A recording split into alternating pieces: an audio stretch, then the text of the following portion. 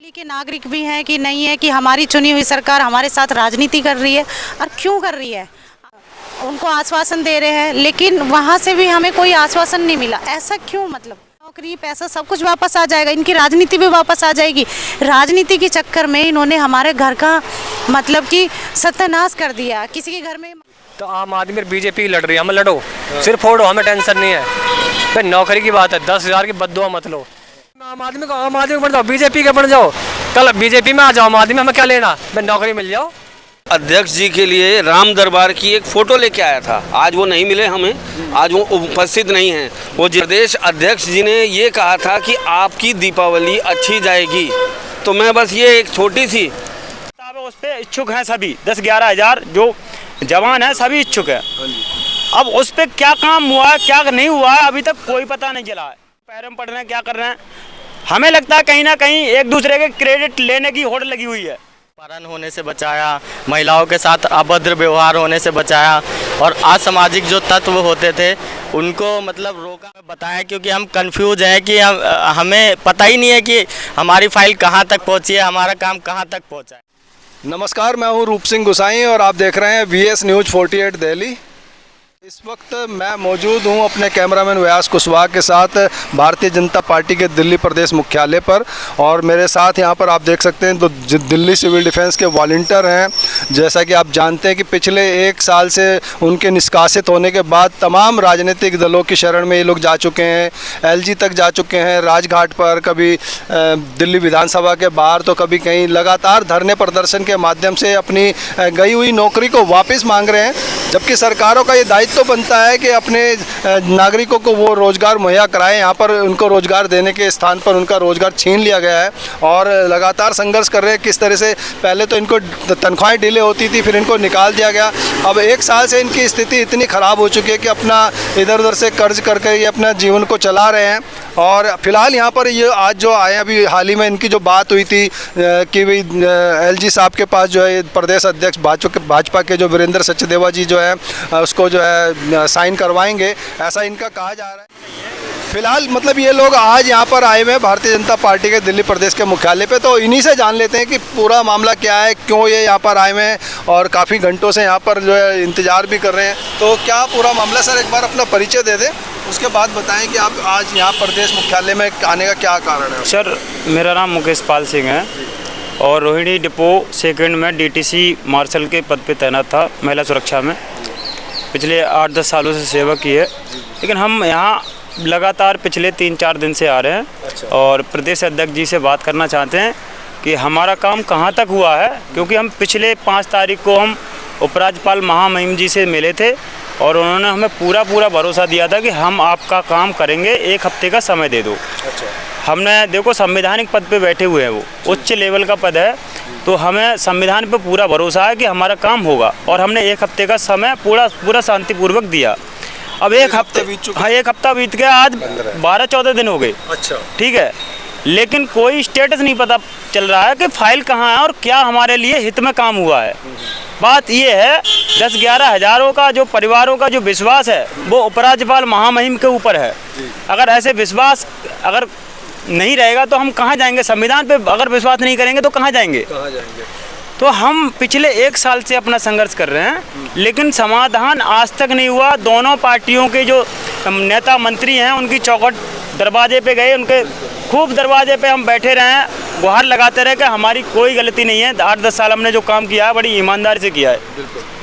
और अब समाधान की तरफ रास्ता जा रहा है। जैसे कि हम पिछले इसी महीने की 2 तारीख को विजेंद्र गुप्ता जी प्रतिपक्ष नेता जी हैं, उनसे मिले थे कि आप हमारा काम करवाएं। उन्होंने कहा था हम अलग से फाइल लेके जाएंगे और हम काम करवाएंगे आपका। तो वो 5 तारीख को दिल्ली सचिवालय में मुख्यमंत्री जी से साइन करवाने के लिए गए थे फाइल पे कि ये कैबिनेट मीटिंग में अपना पास करो। और दिल्ली सरकार के मंत्रियों ने भी उनकी शर्त को मान लिया, हमें पक्का करने का जो प्रस्ताव दिया था उसको मान लिया और नोटिंग बना के दी उन्होंने। जो भी हमारे हित में काम किया, 60 साल तक सुनिश्चित रोजगार देने की बात की है। हम भी उनकी जो प्रस्ताव है उस पर इच्छुक हैं सभी 10-11 हज़ार जो जवान हैं सभी इच्छुक हैं। अब उस पर क्या काम हुआ है क्या नहीं हुआ है अभी तक कोई पता नहीं चला है। उस दिन क्या है, दोनों पार्टियां आमने सामने थीं दिल्ली सचिवालय में, सब ने देखा, पूरे भारत ने देखा है। चाहे वो किसी के पैरों में पड़ रहे हैं, क्या कर रहे हैं। हमें लगता है कहीं ना कहीं एक दूसरे के क्रेडिट लेने की होड़ लगी हुई है दोनों पार्टियों की। लेकिन हम उनसे हाथ जोड़ के निवेदन करते हैं कि हम 10-11 हज़ार परिवार, हमें रोजगार की भूख है, रोजी रोटी की भूख है, हमारे साथ छल कपट की कोई राजनीति ना करे। हम इसीलिए आज प्रदेश अध्यक्ष जी, दिल्ली भाजपा प्रदेश अध्यक्ष जी के पास आए और उनसे विनम्र अनुरोध लेके आए हैं। 3-4 दिन आते हुए हो गए, लेकिन वो कहीं ना कहीं बिजी हैं, उनका शेड्यूल बिजी चल रहा है। फ़ोन द्वारा भी बातचीत हुई है कि उनका बिजी बहुत शेड्यूल है। तो इसीलिए 3-4 दिन से लगातार आ रहे हैं, लेकिन उनसे बात नहीं हो पा रही, वो हाँ। टाइम नहीं दे रहे हैं। क्योंकि हम इसलिए आ रहे हैं क्योंकि हमें जो एलजी साहब के द्वारा जो हमारी भेंट हुई है तो उन्हीं के द्वारा हुई है, उनके नेतृत्व में हुई है। आप इतनी बड़ी संख्या में आ रहे हैं और 4 दिन से लगातार आप बता रहे हैं कि यहाँ पर आ रहे हैं, उसके बाद भी वो टाइम नहीं दे रहे हैं, इसको क्या समझते हैं? इसमें 2 चीज़ है कि हो सकता है कि प्रदेश अध्यक्ष के ऊपर पूरी जिम्मेदारी है दिल्ली की, तो हो सकता है उनके पास समय ना हो। अभी तो दिल्ली का हिस्सा है। नहीं, उसमें जा रहे हैं वो, उसमें हमने उनसे समय मांगा था तो आज का उन्होंने समय दिया था। हो सकता है उनका शेड्यूल नहीं लग पाया हो, तो आगे का अभी समय के लिए उन्होंने बताया है। मगर हम ये कहना चाहते हैं, क्योंकि जिस दिन 5 तारीख को हम एलजी साहब से मिले थे तो 1 साल से मिलने का प्रयास कर रहे थे एलजी साहब से, उन्हीं के माध्यम से मिले थे।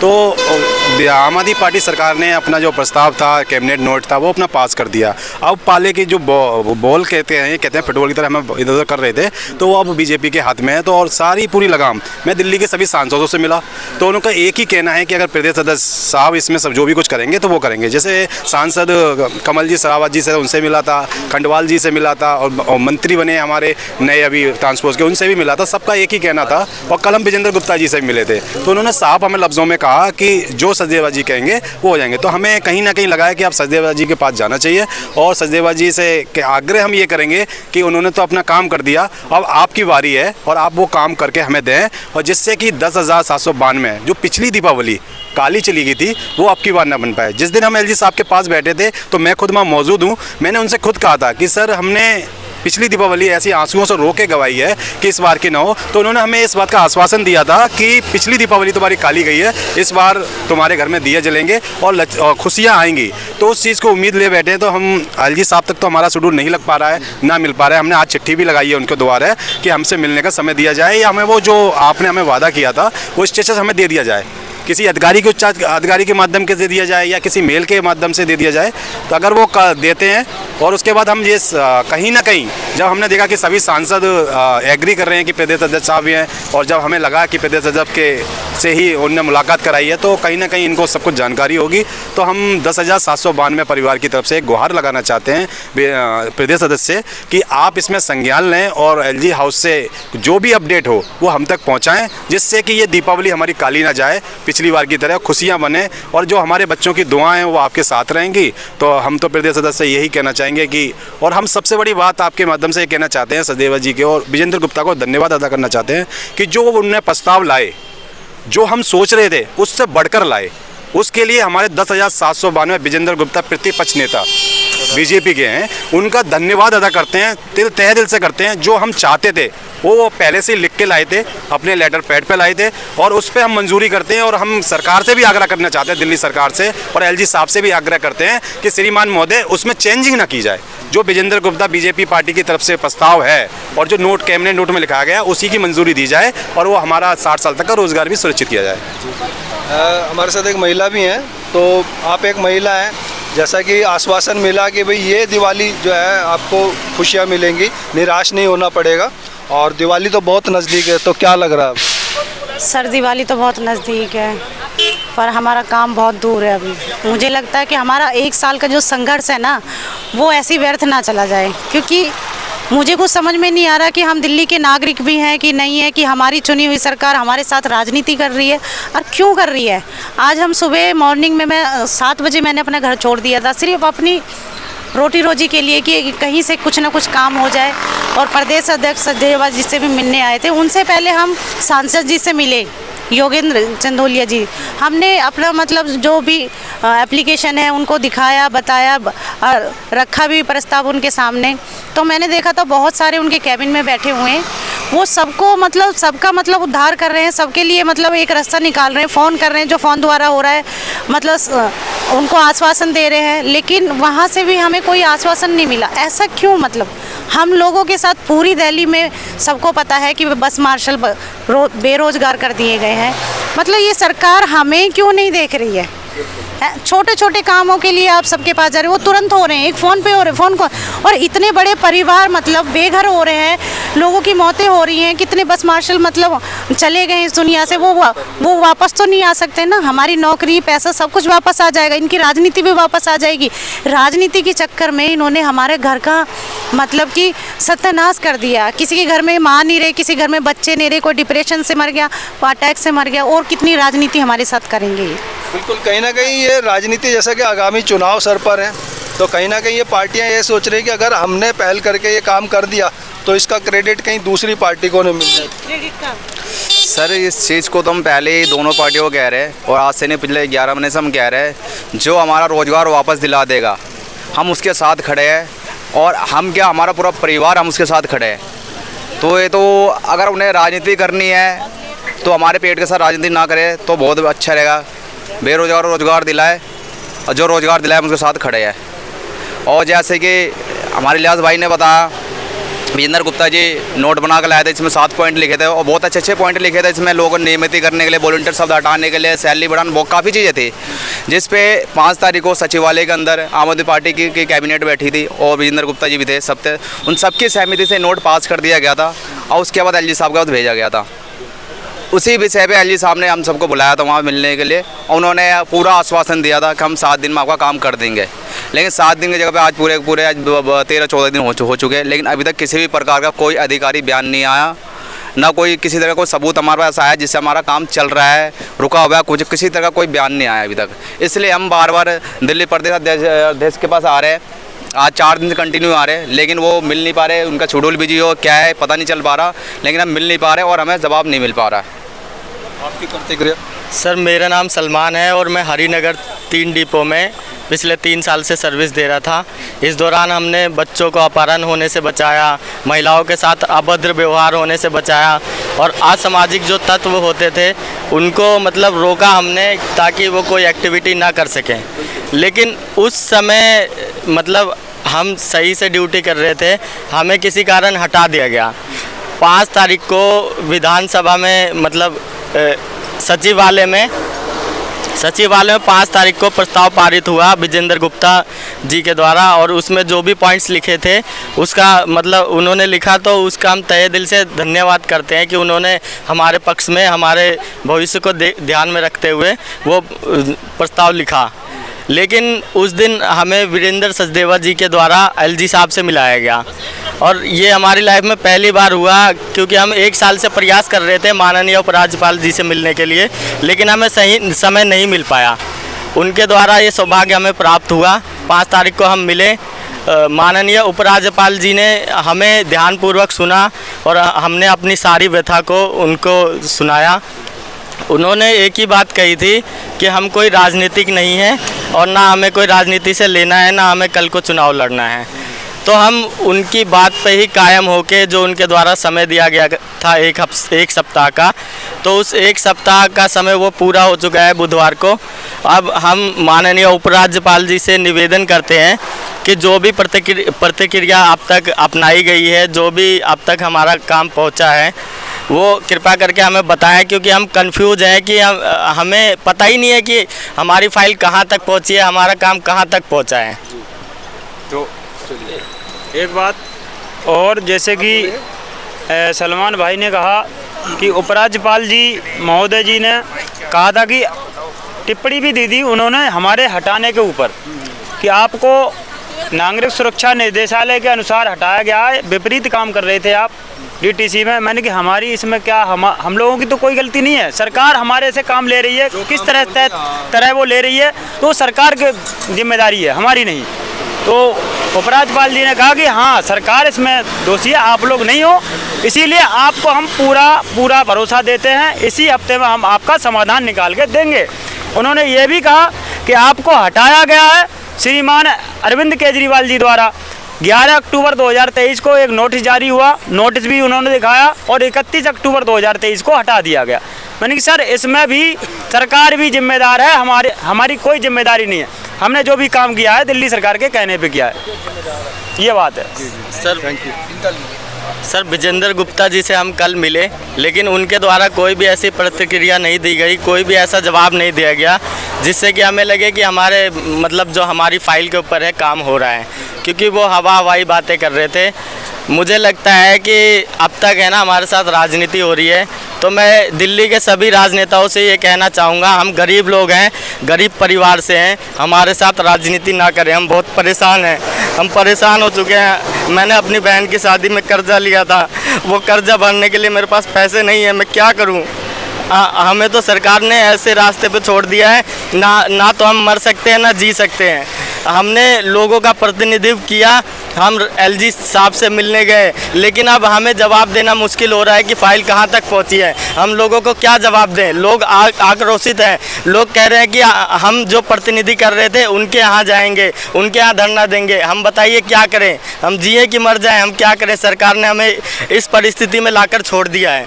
बिल्कुल बिल्कुल। तो आप देख, हमारे साथ चंद्रशेखर जोशी जी जुड़ चुके हैं और मूछों से भी लग रहा होगा कि चंद्रशेखर जी हैं, और दिल्ली सिविल डिफेंस के निष्कासित वॉलंटियर हैं, लगातार टीम के साथ बने हुए धरने प्रदर्शन में 1 साल से।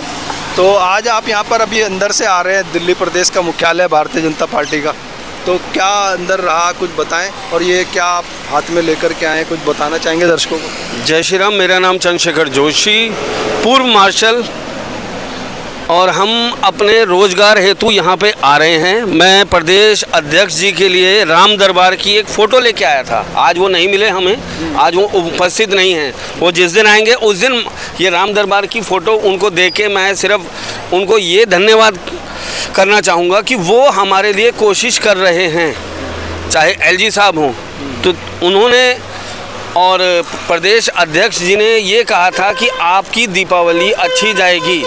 तो मैं बस ये एक छोटी सी राम दरबार की फ़ोटो लेके आया था, अब अपनी स्वेच्छा से, कि मैं उनको दूं कि जिस प्रकार वो हमारे लिए लड़ रहे हैं, उस प्रकार हमारे रोज़गार के लिए लड़ रहे हैं, उसी प्रकार राम जी उनको भी और शक्ति दे लड़ने की, कि हम जैसे और लोगों के लिए वो लड़ें। और जिस प्रकार वो हमारे को उन्होंने आश्वासन दिया था कि अब की बार, पिछले साल दीपावली हमारी काली गई, क्योंकि दिल्ली सरकार द्वारा हमको 10,792 मार्शलों को नौकरी से निष्कासित कर दिया था। अब की बार एलजी साहब ने प्लस दिल्ली प्रदेश अध्यक्ष बीजेपी ने हमारे को ये आश्वासन दिया है कि अब की बार आपकी दिवाली अच्छी जाएगी, मंगलमय जाएगी। और सब मान भी रहे हैं, हम भी मान रहे हैं, लेकिन अभी जैसे वो आपसे मिल नहीं रहे हैं, अभी दिवाली बहुत नज़दीक है, सिर पर है, तो क्या लग रहा है आपको? मैं सिर्फ यही कहना चाहूँगा, अभी जैसे मैंने अंदर से जानकारी ली कि वो 2 दिन के लिए दिल्ली से बाहर हैं। अच्छा। प्रदेश अध्यक्ष जी। अच्छा। ठीक है। और जो मैं सिर्फ यही कहूँगा, आपके चैनल के माध्यम से 10,792 मार्शलों को अपने साथ लेते हुए मैं सिर्फ यही बात कहूँगा कि जिस प्रकार वो हमारी दीपावली की मंगल कामनाएं कर रहे हैं कि हमारी दीपावली अच्छे से हो, उसी प्रकार हम भी 10,792 परिवार उनकी दीपावली की मंगल कामना करेंगे। जय हिंद, जय भारत। जय हिंद, धन्यवाद। धन्यवाद। आपका नाम बता दें एक बार। मेरा नाम टीटू है। टीटू जी, तो 5 तारीख में जो बुलाए थे हम, हाँ जी, तो आम आदमी बीजेपी लड़ रही है, हमें लड़ो, सिर्फ फोड़ो, हमें टेंशन नहीं है। भाई नौकरी की बात है, 10,000 की बद्दुआ मत लो। तुम टिकट बेचो, पैसे बेचो, फ्री में बेचो, हमें टिकट दे दो, सब नेताओं को टिकट दे दो, जोशी जी को टिकट दे दो, पैसा ले लो, कोई टेंशन ना मुझे, टिकट बेच दो, कोई दिक्कत नहीं है।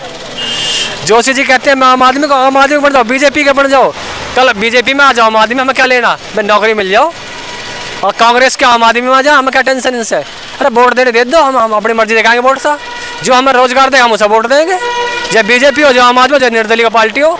निर्दलीय वाले से हमने कही थी हमें रोजगार देगा हम उसे देंगे वोट, सीधी बात है भाई अपनी दा, जो हमें रोजगार देगा हम उसके। ये टीटू जी हैं, और टीटू जी की बात बिल्कुल सही है, क्योंकि एक आम व्यक्ति जो होता है उसको केवल अपने परिवार और अपने काम धंधे से उसका मतलब होता है, उसे कोई मतलब नहीं कि कौन सी राजनीतिक पार्टी क्या कर रही है, क्योंकि उस पर इतना समय ही नहीं होता है। तो इनका ये दर्द आप समझ पा रहे होंगे। आप देख सकते हैं, सुन सकते हैं कि जो 10,792 निष्कासित जो दिल्ली सिविल डिफेंस के डीटीसी बस मार्शल्स थे, उनका ये प्रतिनिधित्व कर रहे हैं। उनका प्रतिनिधि मंडल लगातार तमाम विभागों में जा रहा है। जैसा कि इन्होंने बताया कि एलजी साहब से मिले, उन्होंने इनको हाँ कर दी, वीरेंद्र सचदेवा जी ने उनको हाँ कर दी, और क्या नाम है, विजेंद्र गुप्ता जी ने उनको हाँ कर दी, और जो उन्होंने प्रस्ताव बनाया कि हम आपके लिए ऐसा ऐसा ऐसा सोच रहे हैं। लेकिन इसके बावजूद भी अब तक जो है इनको इस चीज़ की परिपक्वता, ऐसी कोई श्योरिटी नहीं मिली है कि ये अब जो श्योर हो जाए कि हाँ भाई हमारा ये काम अब हो चुका, अब हम शांत बैठ जाएं। आज भी इनको जो है हर सुबह से लेकर के रात तक, और फिर रात से अगली सुबह तक यही देखना पड़ता है कि कब हमारे फेवर में कोई बात, कोई जवाब आएगा, कोई परिणाम आएगा। लेकिन अब तक कोई परिणाम नहीं है इसमें, चाहे भारतीय जनता पार्टी हो, चाहे दिल्ली सरकार हो। दिल्ली सरकार लगातार ये कह रही थी कि इसमें हम किसी भी प्रकार से दोषी नहीं है, ये ऊपर से जो है आपके लिए जो है ये इस तरह का ऑर्डर आया जिसके तहत आपको निकाला गया। वहीं दूसरी ओर एलजी साहब ने, या कहें कि भारतीय जनता पार्टी के जो मुख्य पदाधिकारी थे, उन लोगों ने बताया कि ये दिल्ली सरकार ने। तो कहीं ना कहीं ये दोनों पार्टियाँ जो है इनको जो है एक बॉल की तरह, खिलौने की तरह इस्तेमाल कर रही है, जिसके तहत इनकी ज़िंदगी पिस करके रह गई है।